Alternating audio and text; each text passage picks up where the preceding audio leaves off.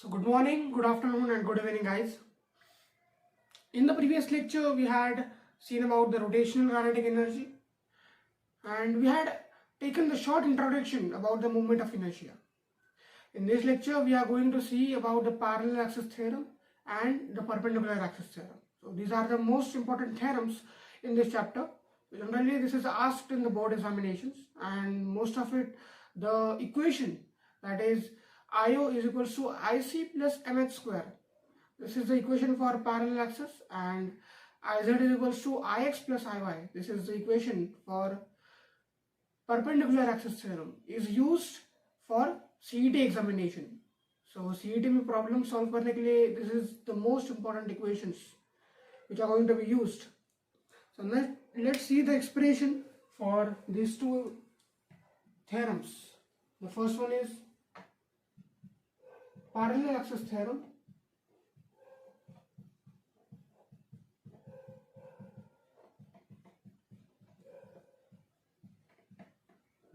So generally it states that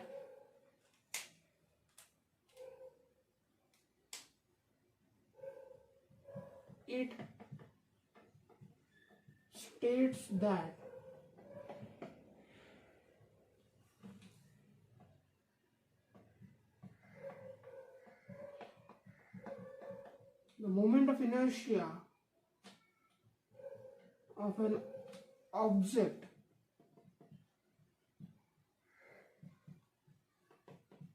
about an axis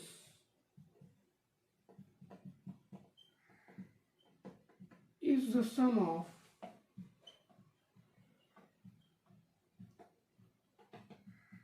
moment of inertia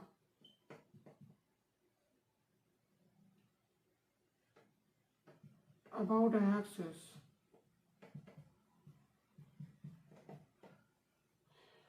moment of inertia of an object about an axis is the sum of moment of inertia about an axis parallel to the given axis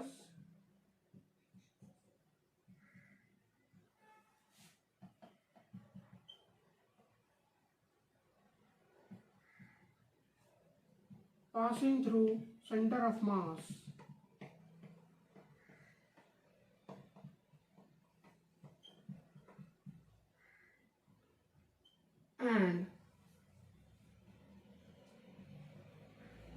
and product of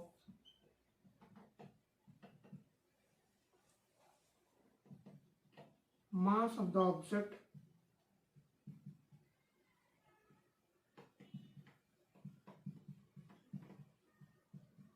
and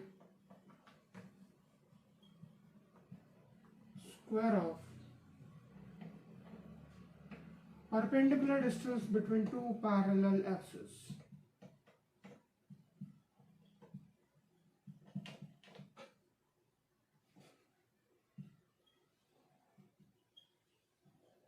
Between two parallel axes. So this is the theorem for parallel axis theorem.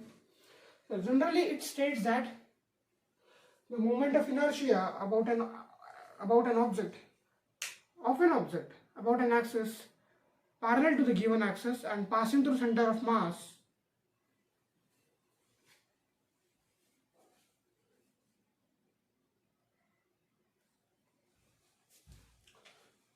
So the moment of inertia of an object about an axis is the sum of moment of inertia about an axis passing through the center of mass and parallel to the given axis and the product of mass of the object and the square of the perpendicular distance between two parallel axes. आपको समझ में नहीं आया होगा? I know that. So let's understand this in terms of equation, that is IO is equals to IC plus mh square. So this is the general equation for this theorem. It states that the moment of inertia of an object about an axis. So this is the moment of inertia of an object about a general axis, so which is parallel to IC. Let's write this theorem. I will let you understand with the help of diagram. We are going to prove the expression for that. So let's take a non-rigid uniform body, non-uniform body, rigid non-uniform body. These are the two axes. So you will note that in the previous lecture we had taken only one axis for proving the rotational kinetic energy, and in this we are going to take two axes. Why? Because one axis is parallel to given axis, and that is basically the parallel axis theorem. So this is the one IC.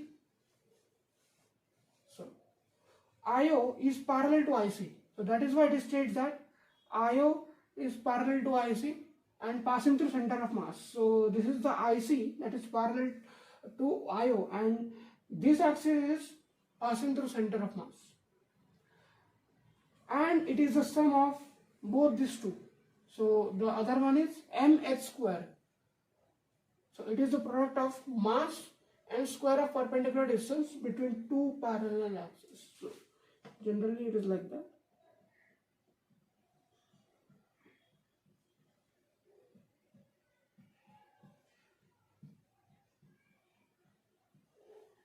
It's like this. This is the one O, this is the one C. So let this be A and this be B. So let's start proving the expression.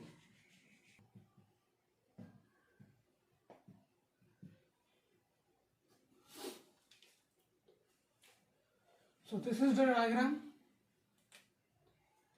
Now the first point is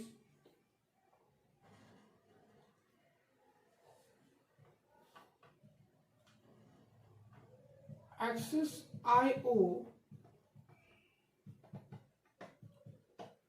is passing through point O, and axis IC is passing through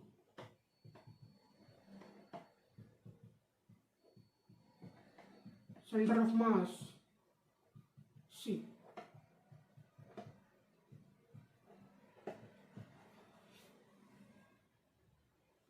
And let the distance be h. So which is at h distance from IO. So we will write in the bracket that where IO and IC are parallel. So this is the most important, that IO and IC are parallel. We have taken the distance h as OC, OC as distance h. So the second one is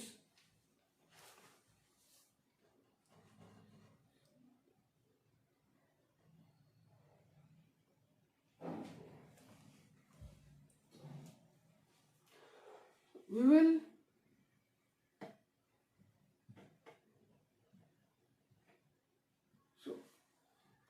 will consider a mass dm located at point A. Consider a small mass. Why dm? Because it is a negligible mass. So for negligible mass, we usually write dm, that is in an integrating form. Consider a mass dm located at point A. Third one. Now, moment of inertia of IO and IC respectively are, अगर हम moment of inertia की बात करें IO and IC की, what will be? That is, the general formula for this is integration of MIRI square. So we are actually having the mass, that is dm. And what about the perpendicular distance, that is r square? Let's find it. Now, if we talk about the moment of inertia about an axis IO, so it will be the distance from the center of the axis. So what is the center of the axis? That is O. The distance from the center of the axis till dm. So it will be AO, the shortest distance. So we will write AO the whole square into dm, and the same for IC. It will be AC from the center of the mass till dm. So the distance from the center of the mass till dm is AC. So it will be AC the whole square into dm.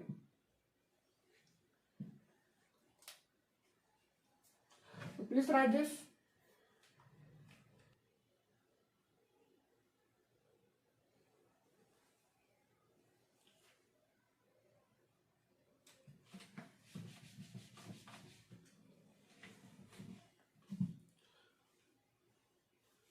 Now,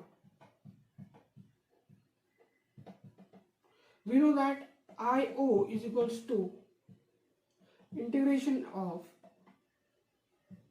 AO the whole square dm, right? Now, if we introduce Pythagoras theorem here, we come to know that AO square is equals to AB square plus OB square, right? AO square की जगह हम AB square plus OB square लिख सकते हैं. So this is basically the right angle. AO square is equals to AB plus OB. This is basically the Pythagoras theorem. So we can write integration of AB square plus OB square dm. Now, OB. What we can write in place of OB? That is OC plus CB.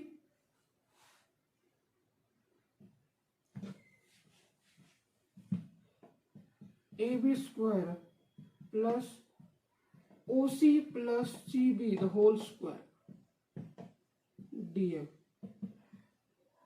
So AB square, now expanding this formula, that is OC square plus CB square plus 2OC dot CB into dm.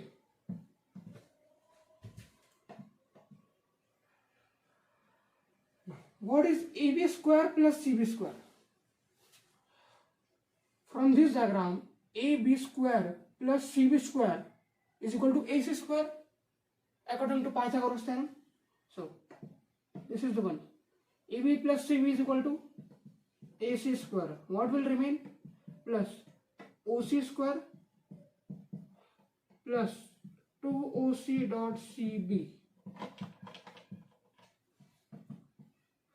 Now, the important thing is here, we know that OC is H and CB.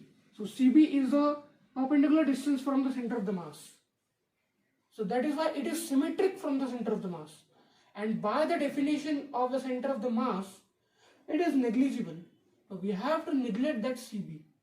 Now why? What is the reason behind that? Because it is symmetric. It is symmetric from the center of the mass. And with the help of the definition of the mass, definition of the center of the mass, we have to neglect it. So the whole term is neglected. Why? Because this CB term is negligible. So this is the most important thing. What will be remain? AC square plus OC square dm. We have to write a note here for OC or for CB. As CB is symmetric from center of mass, we have to neglect.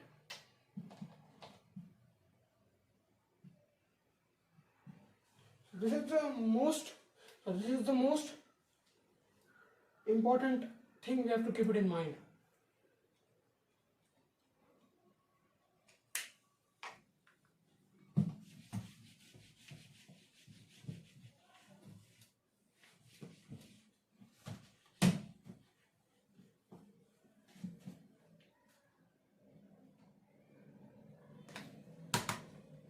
Now, IO is equals to, expand this,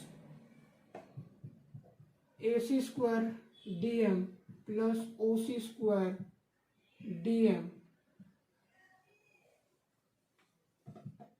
What is AC square?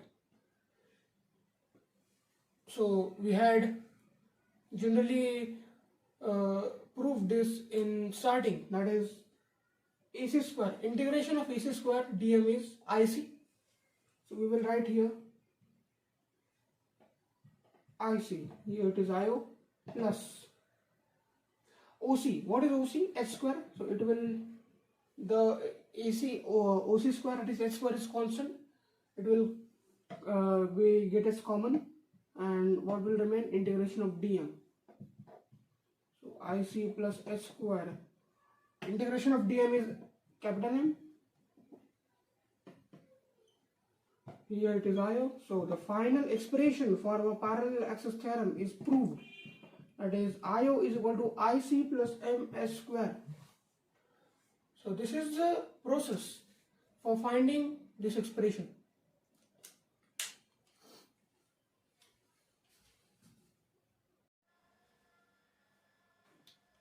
So now let's have a look about the perpendicular axis theorem.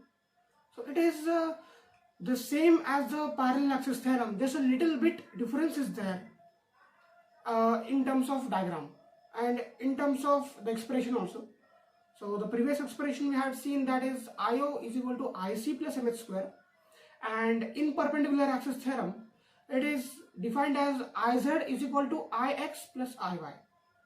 So let's have a look about the statement. What it states, that the moment of inertia of a laminar object about an axis perpendicular to its plane is the sum of moment of inertia of an object about two mutually perpendicular axes, all three axes being concurrent. So let's understand this with the help of diagram. So little bit difference is that if we compare the expressions or both the diagrams of the theorem. So this is the diagram for perpendicular axis theorem. So it is basically in the 3D plane, in the 3-dimension perpendicular axis theorem is stated. So this is the z axis, y axis,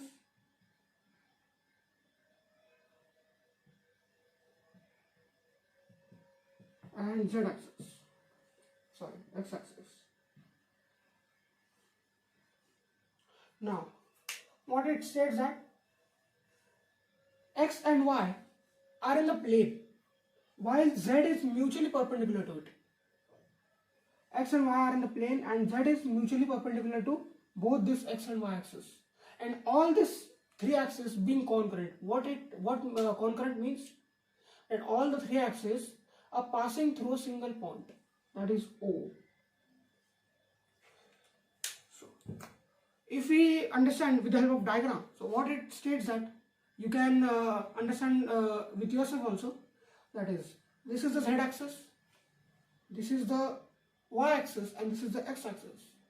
So we can clearly see that y axis and x axis are in the plane while z axis is perpendicular to both these axes. Understand, समझ में आ रहा है कि ये दोनों axis को z axis perpendicular होगा and all this three axis being concurrent, that is passing through a single point, that is O. So here somewhere it will point to, that is all the three axes passing through a single point. Now let's move towards a expression.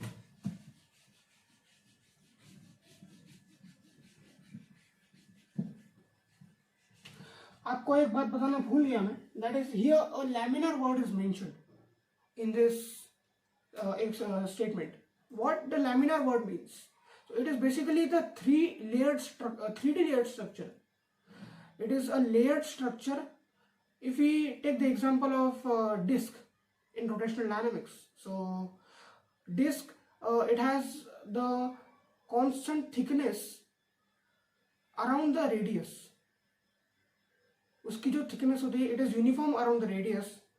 So that is why the moment of inertia, to find the moment of inertia of the disk, it is more easy to find it. That is why it is called as a laminar body. समझ में आ रहा है? So why? Because the mass of the disk is distributed along its radius. Mass of the disk is distributed along this radius, and that is why it is more easy for us to find the moment of inertia of the disk. That is why it is termed as laminar body. So it is basically a layered structure. इतना ध्यान में रखिए आप कि it is a layered structure. So we are going to see it in more detail in second chapter, that is fluid mechanics. Now let's start with our expression.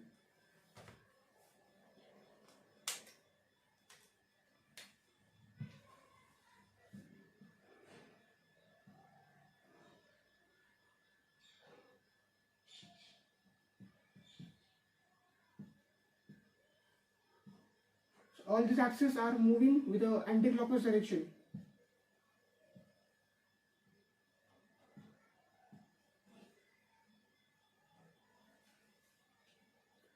This is Z, Y and X. All these are perpendicular to each other.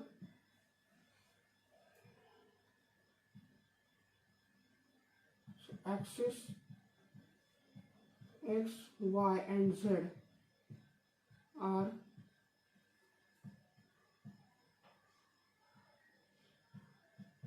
mutually perpendicular to each other.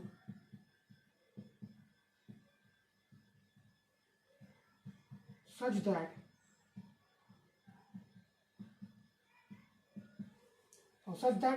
what we had discussed, that X and Y are in the plane,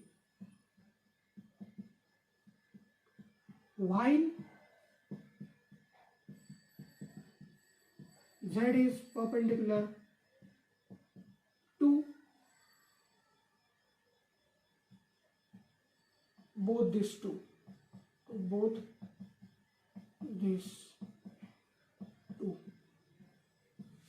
and all are concurrent, that is passing through a single point at point O. Yes? What will be the second one?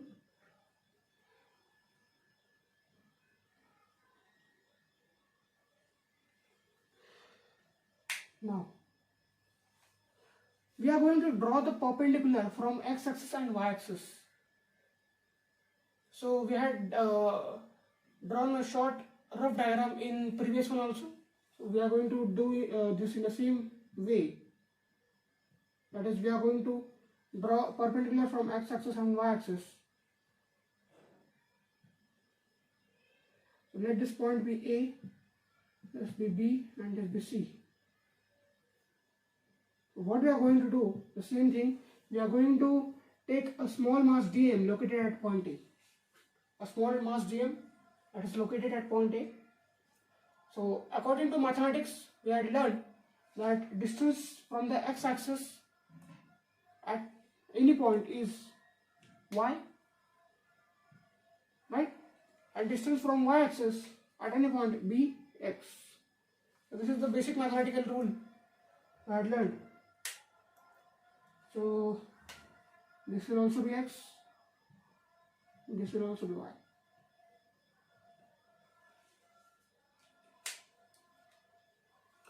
So consider a small mass dm located at point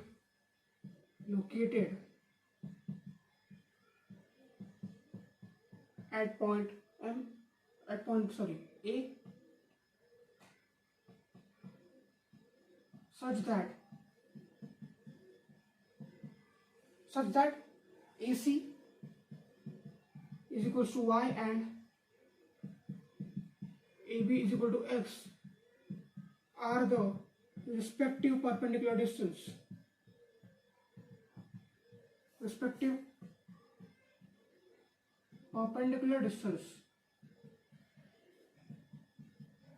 from x and y axis. Understand? So these are the perpendicular distance, that is y and x, from x and y axis. This is the x axis, this is the y axis. So please write it down.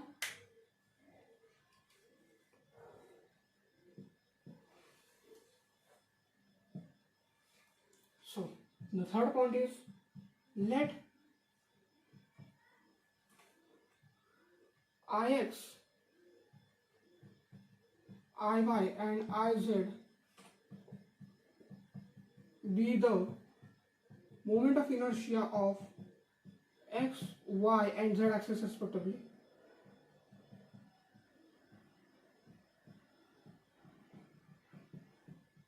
Therefore, now we have to calculate the perpendicular distance from each axis. So we know the two of them already. That is, y and x are a perpendicular distance from x and y axis respectively. Now we have to find the perpendicular distance from z axis. What will you do? अगर हमें z axis से perpendicular distance find करना हो, तो we will do a short thing. We will apply Pythagoras theorem. The same thing we had done in parallel axis theorem. So मैंने पहले ही कहा था कि just a little bit difference is there in both these two theorems. सिर्फ diagram का difference है. Now,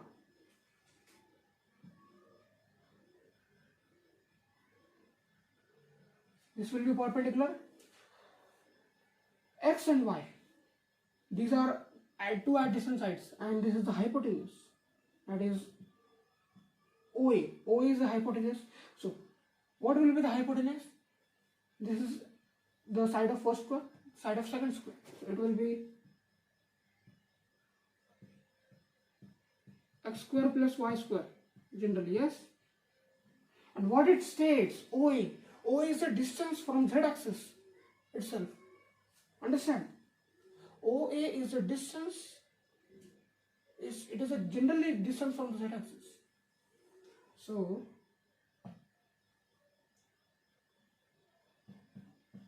the perpendicular distance from x, y and z axis respectively are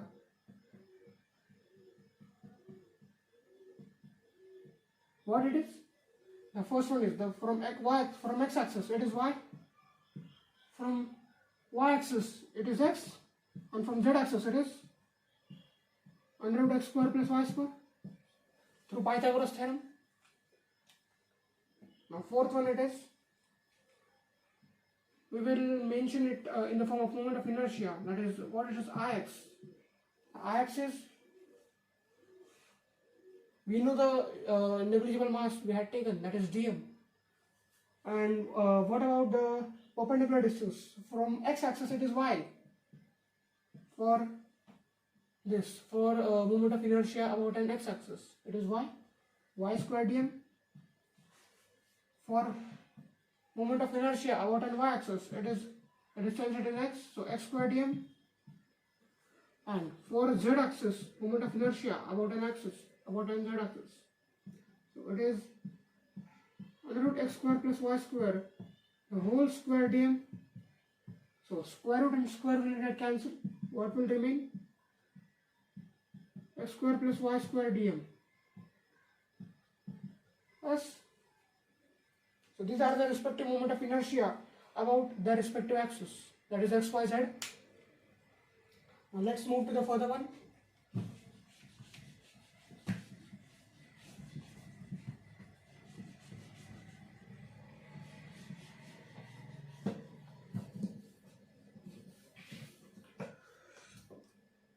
Now we will take into the consideration that is the moment of inertia about z-axis. So from that we will derive the expression. So the fifth one is Iz is equals to x square plus y square whole dm. So if we